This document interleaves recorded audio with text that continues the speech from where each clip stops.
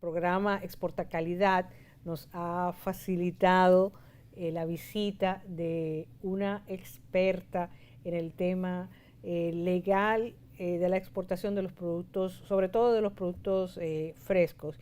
Y es dominicana además, de sangre y corazón, ¿verdad? Exacto, preciso. Bienvenida a Tiffany's Compress, a Gracias. Ready para Exportar.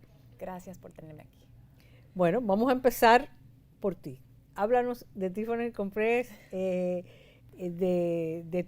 esa labor que haces en los Estados Unidos en favor de exportadores dominicanos y de otros lugares. Bueno, yo empecé mi carrera enfocándome en este sector en particular porque mi familia entera está involucrada en este sector. Como productor agrícola en la República Dominicana, somos de Moca, cibaeños, y también como agente aduanal en los Estados Unidos, enfocándose en perecederos, en productos frescos, y también como distribuidor en los Estados Unidos. Entonces yo soy la única que se ha enfocado en el lado legal, y soy experta en derecho internacional, que el convenio de Viena rige las compraventas internacionales, incluso de productos frescos, y también en la ley PACA, que es la ley de productos perecederos agrícolas en los Estados Unidos, que protege a los vendedores, incluso los exportadores de otros países que venden productos frescos en los Estados Unidos. Hablábamos en un segmento anterior con Carmen sobre cómo mucha gente piensa que exportar es simplemente conseguir un comprador, poner los productos en un furgón y enviarlos. Y luego, entonces empiezan los problemas. Y ahí entonces es que pensamos nosotros, a los abogados. Pero obviamente los abogados los necesitamos antes, precisamente para no necesitarlos después. Exactamente, como un seguro. Uno no compra el seguro cuando llegas al hospital y ya estás enfermo, ¿no? Uno compra el seguro antes. Y uno reza y dice, ok, lo voy a poner en una gaveta, lo voy a guardar y jamás lo voy a ver. Eso mismo es la asesoría legal. Uno contrata a un abogado para ayudarlo a organizar la transacción, la negociación de la manera más favorable para uno, ¿no? Redactar un contrato, y ese proceso de negociar y de redactar un contrato, ese proceso es clave porque ayuda a las partes a de verdad desarrollar la transacción y de encontrar donde pensaban que estaban en la misma página, pero resulta que no. Y asegurar que al final estén precisamente en la misma página, y entonces la idea es preparar el contrato, firmarlo, ponerlo en una gaveta y jamás verlo. Es lo ideal, pero por si acaso sucede algo, un inconveniente, un problema, ahí está para proteger a ambas partes, para tener las obligaciones y los derechos claros para ambos, ¿no? Es la idea. En tu práctica profesional, ¿cuáles son algunos de esos errores que tú encuentras que son los más comunes que cometen exportadores de República Dominicana y de otros lugares haciendo comercio con los Estados Unidos? Aparte de no tener contrato. Sí, ese es el principal. Es fundamental el contrato. Fundamental. El otro error que veo es, bueno, no es del punto de vista legal. He hablado con muchos importadores a ver qué pueden hacer los dominicanos y los exportadores de otros países para mejorar lo que hacen, ¿no? Una de las cosas es ser muy vigilante en la calidad del producto que uno manda y las necesidades del importador. Y cómo puede uno apoyar el importador. No es suficiente solamente mandar el furgón, es también darle seguimiento y saber cuáles son sus derechos. Por ejemplo, este es el segundo fallo más grande que veo desde el punto de vista legal. En los Estados Unidos en particular, hay una ley, PACA, que estaba hablando antes, que mencioné antes, que es una ley muy fuerte y protege de una manera increíble el vendedor, aun si es exportador de otro país. Pero esa ley, para ser protegido a lo máximo bajo esa ley, hay que seguir ciertos pasos. Por ejemplo, hay que tener términos de pago que son o 10 días o a lo máximo 30 días. Si uno supera los 30 días, sí, me vas a pagar en 45 días después que recibas la carga, ya no tienes la protección más fuerte de PACA, que es el fideicomiso PACA.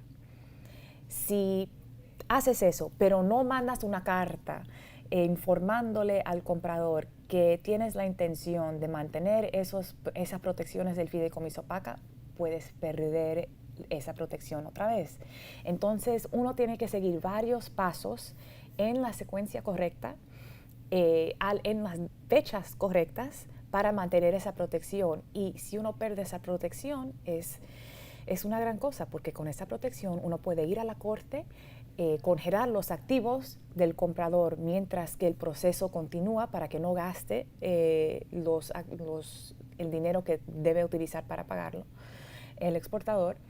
Y cuando se acabe el proceso, si no hay fondos líquidos, uno puede hasta coger la casa o el carro o lo que sea que utilizó el comprador, que compró el comprador con ese dinero, y mandarla a una subasta y así recuperar el dinero. Pero todo eso es imposible si no siguen esos pasos requeridos en la ley. Claro, yo no puedo ir, si hago la exportación, por ejemplo, y luego ya pasa un mes y no me paga, o 3 semanas y no me pagan, ya es muy tarde para tratar de... No necesariamente. Si pasan 30 días y no te pagan, todavía estás en la ventana para dar la notificación de intención de mantener el fideicomiso. Pero ¿qué pasa? A veces vienen a mí y ya han pasado más de 9 meses.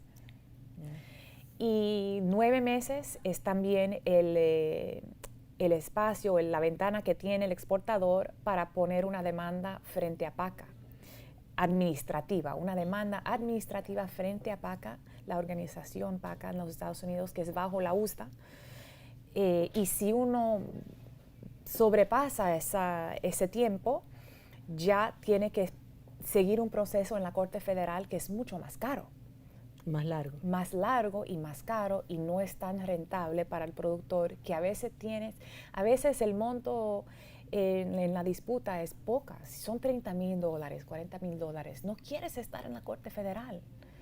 No es rentable, va a ser demasiado caro y largo y difícil el proceso.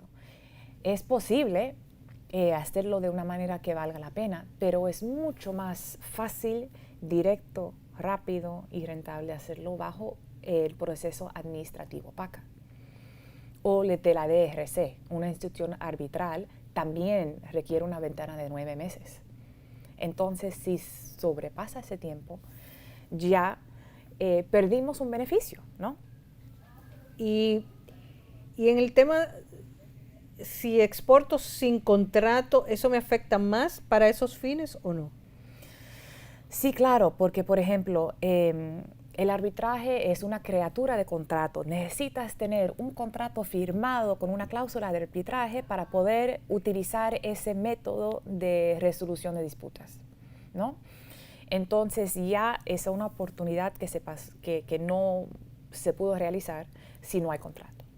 Y hay otras protecciones. Por ejemplo, en los Estados Unidos, cada uno paga sus gastos legales cuando uno va a la corte o a un arbitraje. Pero si tiene un contrato, puede tener una cláusula que claramente diga, si hay un proceso legal, el perdedor tiene que pagar los gastos legales, incluso los honorarios de abogados del ganador. Y eso puede ser mucho dinero. A veces es más dinero de lo que está en la disputa. O sea, entonces, tener el contrato de verdad es lo básico. Es la primera etapa que le sugiero a mis clientes, que se formalicen, que tengan un proceso interno, se formalicen, tengan un prototipo de contrato que puedan utilizar con todos los clientes. Así es como un sistema. Ya saben que todos los contratos son iguales, sabes que estás protegido en todas estas maneras diferentes, ¿no? Y ya tiene la base. Y si existe un problema, si aparece un problema, ahí el abogado que usted elija va a tener todas las herramientas a su disposición para ayudarlo a lo máximo, ¿no? Y el tema, tú hablabas, bueno, de tener una especie de template, de modelo, de contrato, porque también alguna gente dice, bueno, pero va a ser muy caro hacer un contrato, pero... No tienes que ir a un abogado cada vez que vas a hacer un contrato. Si ya tienes un abogado que te hizo un template, un prototipo para tu negocio, con lo que tú necesitas ahí, que ya toca todos los puntos que amaneces a las 4 de la mañana pensando, ¿y si pasa un huracán? ¿O y si pasa esto, una disputa laboral que me afecte? ¿Qué pasa? Ya, puedes dormir tranquilo sabiendo que todos estos puntos se están convirtiendo en un contrato y que si sucede algo, ya estás protegido, ¿no? Y no tienes que gastar esos fondos en cada transacción. Como estabas diciendo, eso es lo clave, porque este es un negocio con márgenes que pueden ser muy pequeñas y un exportador no necesariamente tiene los fondos para hacer cada contrato individualmente y no es necesario. Mejor tener algo sistematizado. Sí, bueno, siempre hay muchas anécdotas con historias y malas experiencias de ambos lados, pero hay casos de exportadores dominicanos que se quejan de que lo que engañan son los compradores, de que dicen, bueno, yo los recibí mal para no pagarlos, pero resulta que sí, que estaban bien. Hace un tiempo oía un exportador de banano a Europa que decidió nombrar a alguien, ellos tener a alguien para que recibiera los cargamentos, para ellos cerciorarse, para que no le vengan a decir, bueno, no, que tenían pintitas negras, que no sé qué. ¿Qué tipo de protección podrían tener los exportadores en ese caso? ¿Tendríamos que ponerlo en un contrato? ¿La ley de los Estados Unidos ofrece algún tipo de protección? Bueno, la ley de los Estados Unidos, si no hay contrato, es que el comprador tiene 24 horas para mirar la carga desde que tiene la oportunidad, acceso a la carga, ¿no? Porque puede ser que llegue y que necesite un cold treatment, por ejemplo, o alguna fumigación, algún tratamiento, y el comprador no tiene acceso al producto. Pero cuando tenga acceso, tiene 24 horas para notificar el vendedor que hay un problema. Y el vendedor exportador tiene derecho a una inspección o una contrainspección. Entonces, siempre, si hay un problema, pide una inspección USDA. El problema que yo encuentro es que a veces los importadores no dan esa notificación de problema hasta a veces meses después. Y ya, claro, es un producto perecedero, ya no existe, o ya se vendió, o ya lo que sea, algo pasó, ya no es posible hacer una inspección. Y aún si fuera posible, el producto ya no es igual, porque es perecedero, cada día está cambiando de estado, ¿no? Entonces, la ley también tiene una protección para eso, especialmente la ley internacional. Bajo el Convenio de Viena, si yo te vendo un producto a ti, tú esperas 5 días para decirme, Tiffany, el producto llegó mal, en malas condiciones, podrido, lo que sea. Pero no me dices en 24 horas, esperas una semana o 2 semanas, un mes. Ya no tienes derecho a hacer un reclamo. Me tienes que pagar el precio entero. Claro. Uno de los temas que a veces pensamos eso, que si sabemos, hay alguien que es muy bueno en producir productos de calidad o de empacar bien los productos o de venderlo, de que tiene el contacto en los mercados, pero las exportaciones tienen tantos elementos y el tema de la exportación en sí, de tener la documentación adecuada, también es importante. Yo recuerdo una empresa, por ejemplo, que se le olvidó poner que en la factura que la mercancía era FOB, perdón, que era CIF. Y entonces llegó, creo que era en Alemania, y de Alemania dice, bueno, si no viene indicado, para nosotros todo es FOB. Entonces el precio que le calculó para la base, para el impuesto, fuera totalmente diferente. Entonces la gente no sabe cómo usar un término y otros en una factura a veces puede cambiar. Sí, puede crear un cambio muy, muy diferente, muy importante para el exportador. Uno de los, tengo muchas cosas que me vienen a la mente. Uno de esos es que bajo PACA en los Estados Unidos utilizan muchas definiciones que son idénticas a las Incoterms, pero tienen definiciones un poco diferentes. Entonces, a veces los exportadores están hablando de la definición del Incoterm y el importador en los Estados Unidos está pensando en la definición bajo PACA, que puede ser un poco diferente. Y como es una transacción internacional, ahí lo que es aplicable son los Incoterms. Entonces, eso es una de las diferencias importantes y una de las cosas que pueden pasar. Otro es la diferencia legalmente entre consignación y una venta a precio abierto.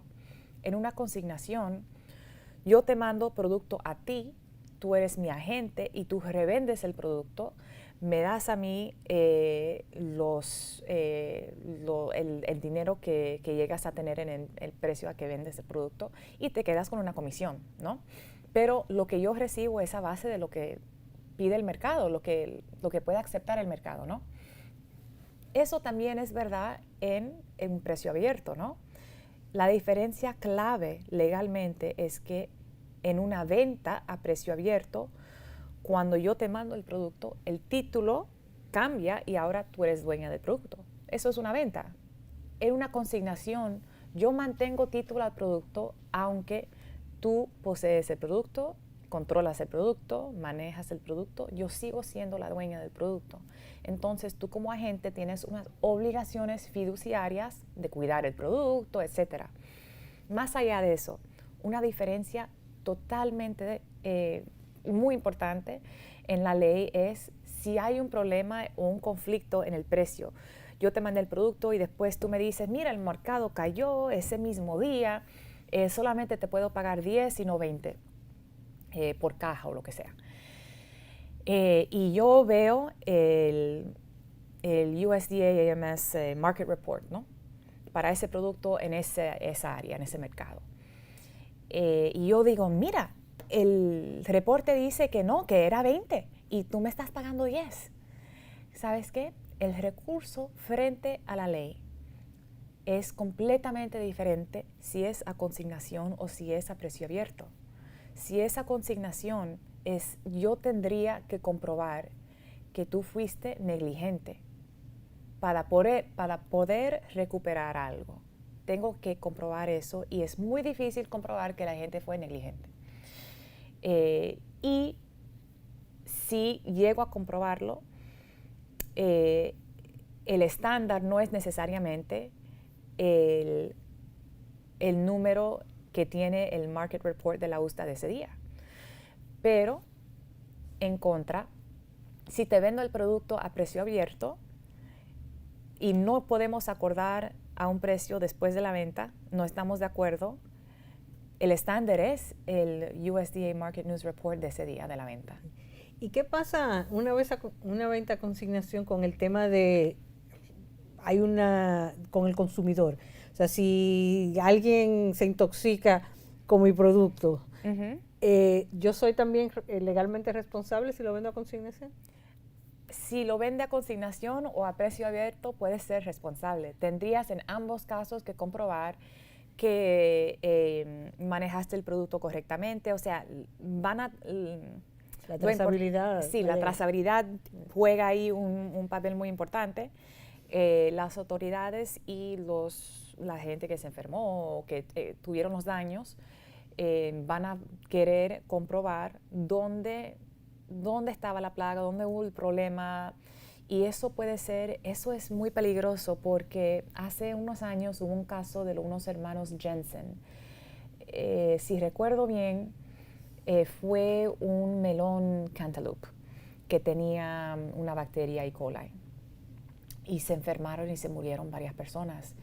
Y al final se encontró que no fue el productor, fue en el empacadero de los hermanos que se encontró el problema y fueron presos. Y en estos años se ha visto un trend, ¿no? los Estados Unidos está de verdad utilizando ese poder de meter a la cárcel las personas que no siguen las normas requisitas y que resulta en enfermedad y en muertes de la gente. ¿Y qué tú recomendarías, que la gente venda a consignación o a precio abierto? Si soy un exportador, a precio abierto. A precio abierto hay más protección. Y a consignación, si hay un contrato, el contrato normalmente es aún más amplio que la ley. Porque la ley te da una base. Si no hay contrato, esto es la ley. Si hay un contrato, pueden modificar ciertas partes de la ley, ¿no? Y una de esas es que puede ampliar los derechos del importador agente en una consignación. Y es aún más peligroso para el exportador. Otra de las tendencias es a usar marcas, ¿no?, en los productos frescos. Es la idea, bueno, obviamente es un valor agregado del producto. En términos legales, es protege, pero, o hay algún tipo de implicaciones legales que convendría más exportar sin marca.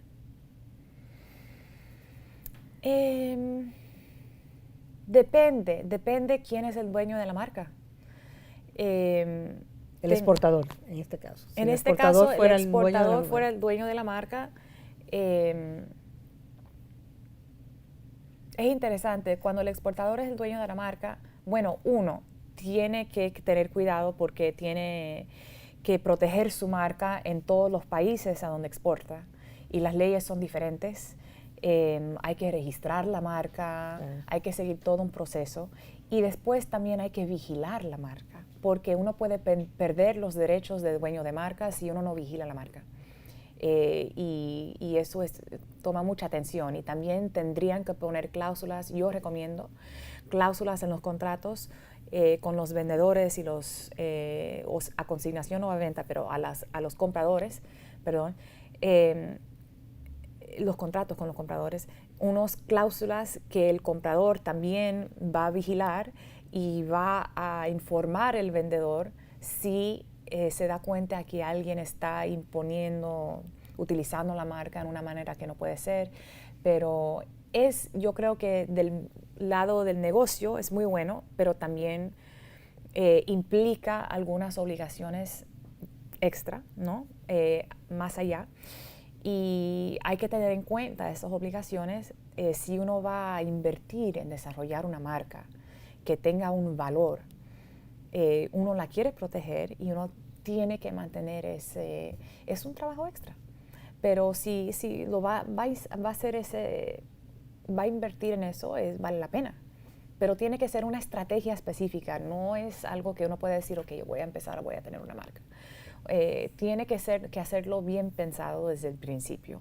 Y hay que vigilar y hay que ver que alguien no ha utilizado esa marca primero, porque después uno lanza una marca y no ha hecho esa investigación. Y luego hay otra persona que también tiene esa marca, una marca demasiado similar, y ahora recibes una demanda. Estás utilizando mi marca. No, y hay marcas muy poderosas sí. que realmente... Yo recuerdo la experiencia de alguien que tenía en la etiqueta un pájaro que se parecía al tucán de Kellogg's. Y todo lo que se le parezca al tucán de Kellogg's, los Kellogg's tienen los abogados para... Sí, porque vigilan, hay que vigilar.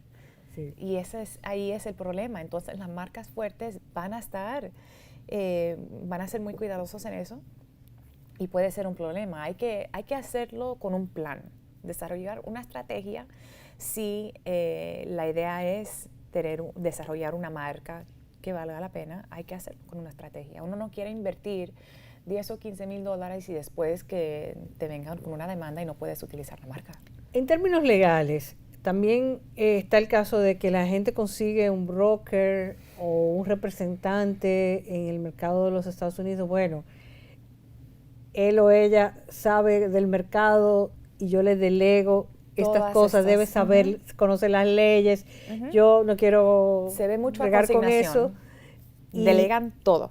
Y eso, ¿qué tú recomiendas en ese caso? Saber cuáles son sus derechos aún bajo ese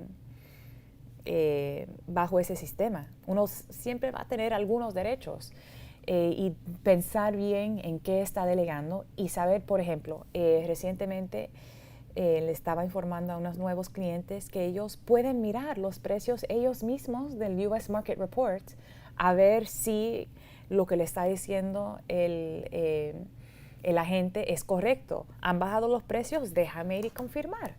Existe ese sitio web. Vean, utilizan esos recursos. ¿Es abierto? ¿Hay que suscribirse? No, es abierto, es gratis. Pero la gente no sabe. Tienen que educarse sobre cuáles son las herramientas que están a su disponibilidad, a su disposición. Y utilizarlas y saber cómo manejarlas.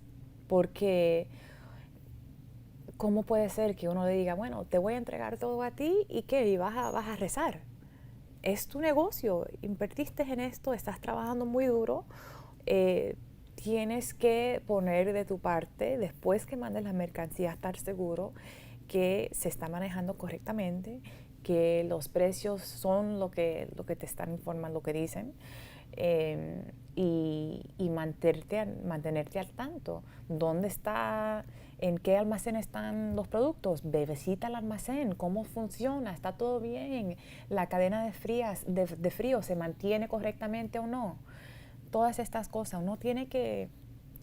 Aquí sucede mucho que hay productores que le venden a una tercera persona que es el exportador.